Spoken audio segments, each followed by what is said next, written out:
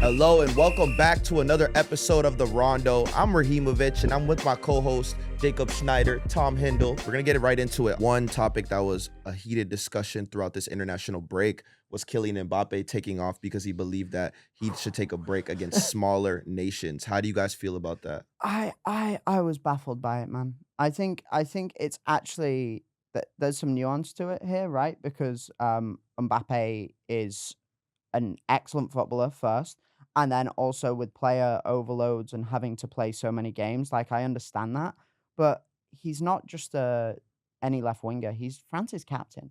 I don't think it's this big symbolic gesture. I'm going on strike. I think it's kind of like a Killian looking after Killian so he can win the Ballon d'Or thing. And I'm not sure that entirely sits right with me.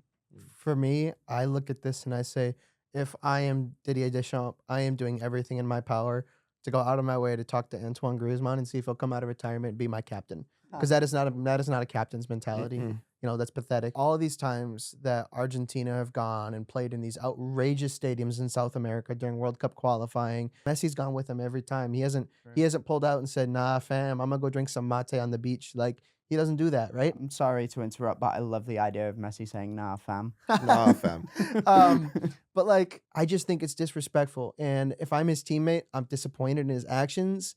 And I kind of think it's a little bit pretentious. Think about it. You see someone like Cristiano Ronaldo playing for Portugal at his age, hungry to play every single match, Yeah, man. scoring goals, knowing Yep. what records he could set. If you want to be the best footballer you could be, you have to be available. You have to want to play and you have to want to break records and have that, desire to keep on going forward True. because you are the face of France. So for him to sit out, it sends a bad message to the team. And when you see someone like Messi and Ronaldo, it makes you appreciate them even more because they even still have the hunger and desire to play and get hat tricks in Bolivia and Peru and random places at the ages of 38 and 40, respectively. Yeah. So, Kylian Mbappe, man, please play for your national team. Well, the thing is as well is that it can hurt like France and Madrid. Like if he doesn't fancy playing, like those gross like Wednesday nights away at Osasuna. Like, So what? He's gonna sit? well, he was talking about that. It's not just France. Like he could sit like Madrid games, bro. That's insane. And on the Like, flip side of that, though, what if players are very tired? We've seen this also in the NBA. Some players are sitting out for certain games during the season, not always up to the player, but also up to the manager. Yeah. So what if it's on the flip side? What if the managers or the coaches are telling Mbappe to sit these matches as well? You're talking about this because of the Joel Embiid comments the other night. Yes. And he said at this stage in his career, it might be tough for him, especially with some of the injury history, to be playing back-to-backs. He might not do it the rest of his career. And it's sad to see, one. But two, for some of these footballers, I completely get it. The congestion right now is overwhelming and it's too much. Say that. Like don't use a PR release to hide behind. Just be straight. Like we saw it with, was it Bernardo Silva or Ruben Diaz, one of the guys on Man City who posted their preseason calendar in August, and it was like, I don't know how this is sustainable. It's insane how many matches we have to play. I wholeheartedly get it. Like September, October, November, international breaks, 3 straight months. Like it's overwhelming.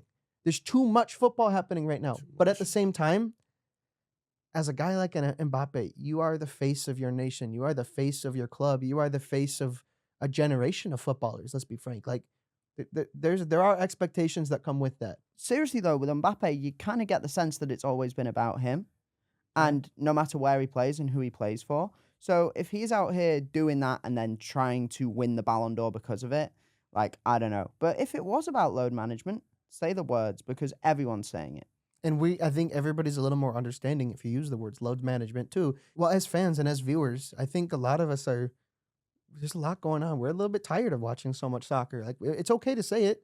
There's a lot going on. There's a and lot going It's on. a little overwhelming. Like, I do get it. Like, these stars are tired, but at the same time, I think that's what separates the good from the great is playing those matches, scoring in those matches, building up your legacy, building up your record. That's how you're remembered as a legend. Right. European stars we want to see in MLS. There's some rumors of Pogba, Griezmann, Neymar potentially coming to the league. How do you guys feel about that? Bro, Neymar has to play in MLS. He is like the perfect successor to Lionel Messi. He's got like the brand, he's got like literally the brand in terms of people knowing him and the brand in terms of like the Samba style, bro. Like he cares just enough about football so that people will want to watch him, but not so much that it's like a big deal. He's going to show up, he's going to cook a bunch of MLS players, and he's going to raise the profile of the league. So Neymar would be perfect to have, and I'd love to see him in Inter Miami.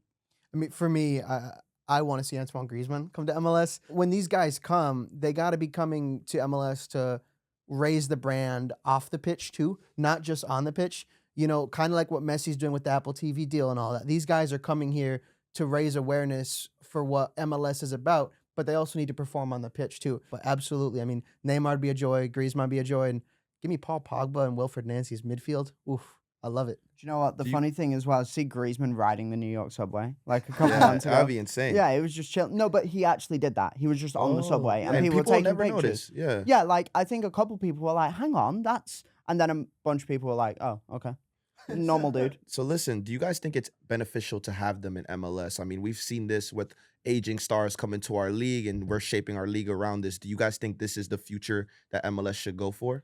I'll tackle this one, Tom. This is my niche. I think what MLS needs to dig into more is the Thiago Almadas of the world. Obviously, he is the perfect example of what bringing in a young prospect to MLS is all about and sending them off. The more MLS digs into these younger generations and bringing in prospects and sending them to Europe is probably for the best. But at the same time, how do you raise awareness off the pitch? How do you bring a level to your brand? Is by bringing in the Messis, the Neymars, the Griezmanns, the Pogbas. I mean, that last point is what I highlight. For sure, I love football. I love this sport, but I cannot find a reason to give a shit if it's not a big European star. I mean, like, due respect, and we saw MLS went up in those, like, Opta. Did you see the Opta The rankings, I think recently? they're top 10, right? Yeah, they were 30th, like, 2 years ago, and now they're, like, 9th, which is crazy, by the way. That's really good for the growth of the league.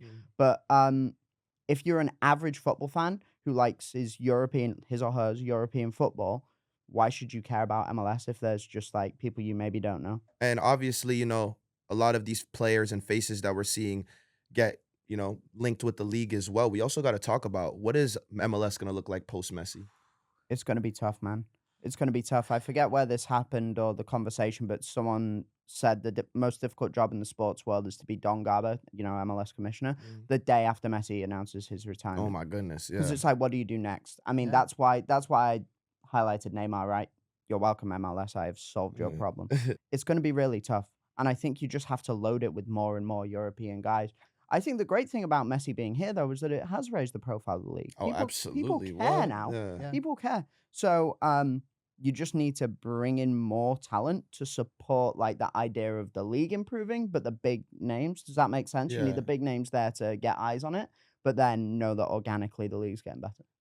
It's pretty interesting that MLS has consistently always had this strategy of bringing a big star, from the days of David Beckham to bring Thierry Henry to bring Zlatan Ibrahimovic. It's always been a marketing ploy to bring someone from Europe over.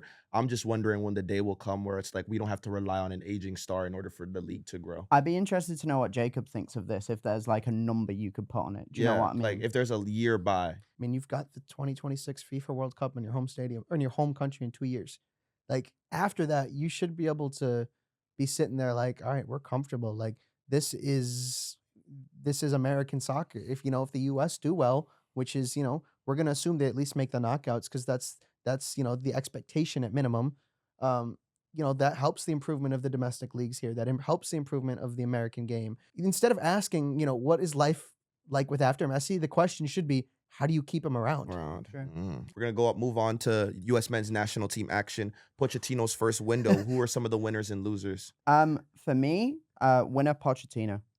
I think he absolutely got right what he had to do. Do you know what I mean? He brought in a new system. He took a group of players and he made them play football. The result against Mexico was poor. Obviously, losing 2-0 is pretty bad. But against Panama, I thought they looked pretty good. So winner Poch. Loser for me was Christian Pulisic. I don't think he played particularly well against Panama whatsoever. I think he looked knackered. Off the ball, he looked absolutely lost in that press. And, he was just a bit disorganized defensively. I mean, look, the assists and the star moments stand out, but I don't think he was great. And then obviously having to leave the camp isn't good either. So Poch and Pulley. My winner is Anthony Robinson. Best player for the U.S. across both matches. Probably the best player for the U.S. this camp. And arguably the USMNT's most consistent player behind Christian Pulisic. We see him linked to Man United, Liverpool constantly. He's balling out for Fulham. He's ridiculously consistent, and the U.S. needs that. The loser, as I'm not going to name one player, I'm just going to say the depth of the squad. Yes. What got put on display against Mexico was the fact that the U.S.'s depth is deeply concerning. Did you guys feel like that Pochettino had some tactical changes? And if there were, what were some tactical changes that you saw that were different compared to a Greg Berhalter squad? Well, I thought it was quite interesting because he tried to play an international team like a club team in terms of like build-up structure and that. Yeah. So, he had like that groovy sort of 3-2-5 thing going, which is kind of ripped off from Pep Guardiola, which is ripped off from Johan Cruyff, which is ripped off, but whatever. Point being, he tried to put a system in place, having Joe Scally tuck in, having Yunus Musa play as a wide player, Anthony Robinson basically play as a left winger at times. So there was a more recognizable system, which I think was encouraging if you're a US fan. So, I like what he put together. And I think I tweeted, like, this intrigues me. Because it is. It's intriguing. I don't know if it's good yet. It might be good. It might not be good. Yeah. But there's something happening. Joe Scally was quietly just decent, right?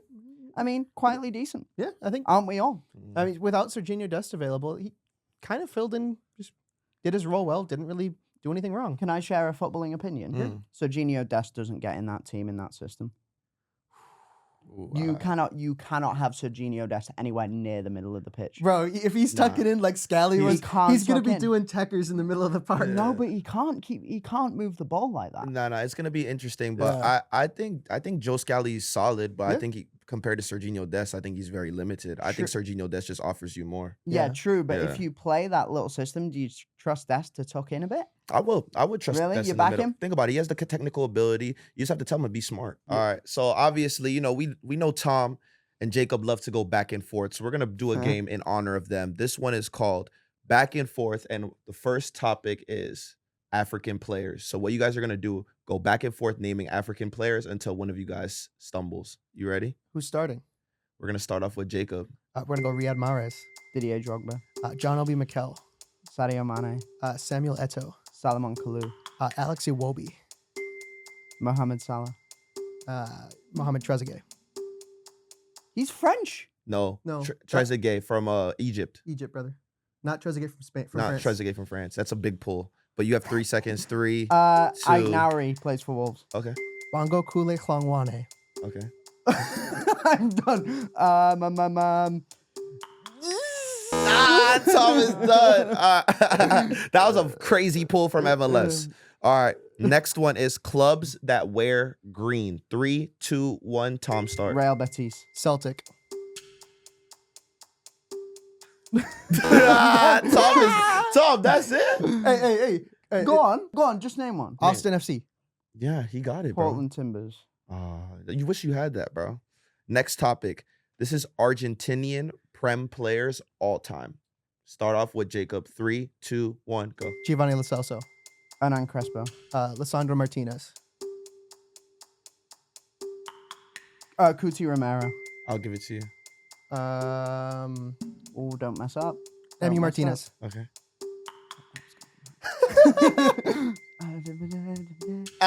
Angel Di Maria? All right. I'll give it to him. You're going to give it to him? I'll give it to him. I'm going to run it back with Ale Garnacho. Okay. That was going to be mine as well. All right, Tom's done. Tom's done. Oh, bro, my God. 3-0. 3-0. 3-0. 3-0. You're getting drubbing.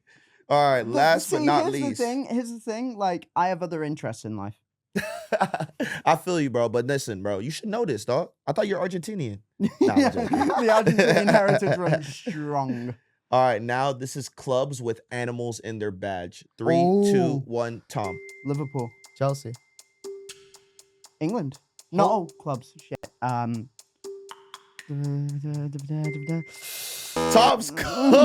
I don't want to play Tom's anymore. been getting cooked in our games. I don't want to play Raheem. anymore. I am sick of this. 1, 2, 3, 4-0, brother. Yeah, that's tough. Tom got cooked. That's tough. Moving on to one of our staples on our rondo. We're going to play Foul or Play On. Number 1, Foul or Play On. Pochettino's first managerial window was a success. I'll let Tom go first. Play on. The results, okay, win one, lose one, but there was an identity, there were good vibes, and you can see that something is happening and that they're building towards the World Cup. Foul, but for the most part, play on, even though that's not how the game works. I think with the CONCACAF index rankings, The U.S. are now they're not going to climb into the top 2, meaning they're stuck with Jamaica in the Nations League quarterfinals in November, which is not easy. But at the same time, Pochettino had an identity. There's progress, and it's exciting to know there's now a brand with the U.S. that they can pursue. Next topic, with Balogun out for 2 months, Sargent should start for the U.S. men's national team. Fowler, play on. I'm taking this one. It's going to be play on simply due to the fact that something's got to give. You've got a really talented football in there. I think many in the USMNT media sphere have long considered Sargent to be the most well-rounded striker in the pool over the past few years, but he hasn't been producing on the national team level. If you keep building on him, keep pushing, something will give, and hopefully that'll open a floodgate. Play on because I think there's no one else.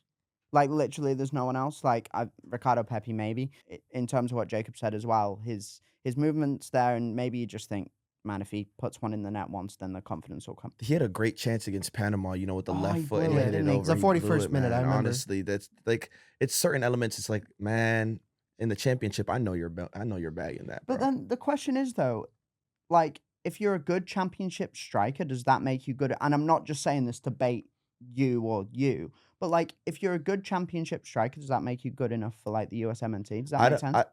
Yeah. I'm gonna say this. Like, I don't think Sargent has shown me enough in these last couple of years to be that backup. Like, I think it's still in a running. I think Haji deserves a chance. Yeah. And against Mexico, he did make some great runs. I think Ricardo Pepi, even he had Yeah. a great finish in the match. Haji did assist them as well. True. So it's one of those things where it's like, listen, Haji could play left wing, he could play center forward. Ricardo Pepi's been scoring when he comes on. So do you use him as an impact sub to come and create chances, or do you start him from the beginning? But Sargent has to give, man. You have to show us something. Next topic, Fowler, play on. A country's national team manager should be that nation.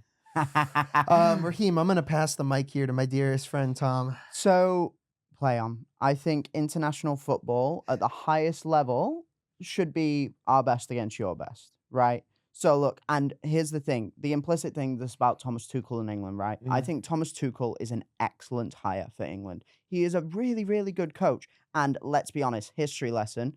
The English royal family since the 1700s has been German. They're married to Germans. Everyone is German. So let's chill with the England is Germany in that sense, right? And History lesson. History lesson. Tom Hindle. But if you are a big enough footballing nation, and I was talking off camera with someone about this, I think England, Spain, Germany, France, it's, like your big guys, you should be able to hire a manager from your own country. The nuance comes, what if you are, for example, the US, right? The US doesn't have an elite coach. Pochettino's out there. Duh. So I'm gonna play on too, actually. I'm in agreement with Tom. But what I will say, it's interesting. No World Cup has ever been won by a foreign coach, ever in the history of the World Cup. Every single World Cup has been won by a domestic coach. Really? Yeah. Wow, that's a crazy not stat. Once, not once. So he's bringing out those obscure African players, and he knows that stat. Yeah, you know that ball stat. knowledge, baby. Listen, the only thing that I have concerns about is just like managers or countries who just don't produce great managers. Like the U.S. men's national team, Canada, for example, they took Jesse Marshall. Think about it. Like, imagine Cameroon. Like, a lot of these African countries or nations, it's really hard to find a coach that's great from your country, unless it's a player that played on the national team before. You see that, and he might not be a great coach. Like an example is like, look at the 2022 World Cup, right? Who was the only team to beat Argentina during the tournament? Saudi Arabia. Who was their coach? Hervé Renard, French. So, like, that's true. There are plenty of good coaches out there in the world who have performed great on the international stage that are not from that respective country. And I was talking to a fellow goal colleague from England, and he's saying, we're excited about Tuchel, but we're also about to embrace the most chaotic football we've seen in a long time. We're going to get Bukayo Saka, wingback. Phil Foden, wingback. We're going to be seeing Eric Dyer starting at center back. Harry Winks, call up. Yeah. So it's just like, the thing about Tuchel is like, he's so inconsistent with his tactics, but there's a reason they call him Tommy Tactics. Sometimes it works out. With Chelsea, it did. It's just he's a little bit out there. And with the amount of attackers that England has right now, it's a little bit of a dilemma. Like we saw with what Lee Carsley did against Greece. Like he just tried playing everybody that's good at football, and it didn't work out. It does not work. I think it was cool, but it didn't work. I think Tuchel's going to add some structure to the team. And I think that, honestly, there's not many better managers in world football that are good at tournaments like Thomas Tuchel. I think he's Yeah. unbelievable. I at think he'll that. be a great international He'll manager. be a great international manager. It's not going to end there however many years of hurt because England. Obviously, here at Goal, we're working on some heavy lifting stuff as well. So, Jacob, tell me what you've been working on recently. Well, listen, we're coming into the final stretch of the MLS season with the playoffs starting here soon. I'm excited. Round 1, best of 3 series. We've got this unique format. I think everybody's going to be asking the question, is Messi going to take Miami to MLS Cup? Sheesh. Or is it going to be Marco Yes. Reus in the LA Galaxy in the Western Conference? Like, what are we going to see? So it's exciting. On top of that, we've got, Americans abroad back in action in Europe. There's a new prospect breaking out at Borussia Dortmund. Youngster Cole Campbell got his first senior team call-up right before the international break. So we got eyes on people like him. It's exciting to be a part of that, and, keep your eyes on the site in the coming weeks, and maybe we'll have some cool content around some of these guys. Absolutely. I'm really excited for the future of Cole Campbell and all the content that you have coming. What about you, Tom? Have you ever wanted to know what it was like to play with Thierry Henry? Oh, absolutely. I feel like me and Then- him would have killed it. Yeah, then read Tom Hindle on MLS Journeyman. So yeah, no, I've been talking to a few guys who have been around the league for forever and just, hearing their stories about travel, about playing with the greats and all of that. So that's dropped now, and I'm really excited about that project. It's I going to be a love good that, one. man. Well, I'm going to be excited for that because definitely I would have loved to have been a teammate of Thierry Henry. Well, wouldn't we all? And you're going abroad. Yes, so Rahimovic is going on tour, nice little travel. I just wanted to say a big thank you to RB Leipzig for flying me out to do some content with Lois Openda before their Champions League match on the 23rd against Liverpool. So that would be very exciting to do content with them. Jurgen Klopp obviously becoming ambassador, important figure for the club starting in January after his, sabbatical. And then there's a very special ceremony I will be attending on the 28th. I think you guys could guess what that is. But I'm going to keep that in store for when I come back. There's going to be some insane content coming from that as well. For And it sure. involves a nice, shiny golden ball. Tom Hindle, Jacob Schneider, Rahimovic, we're out. The Rondo.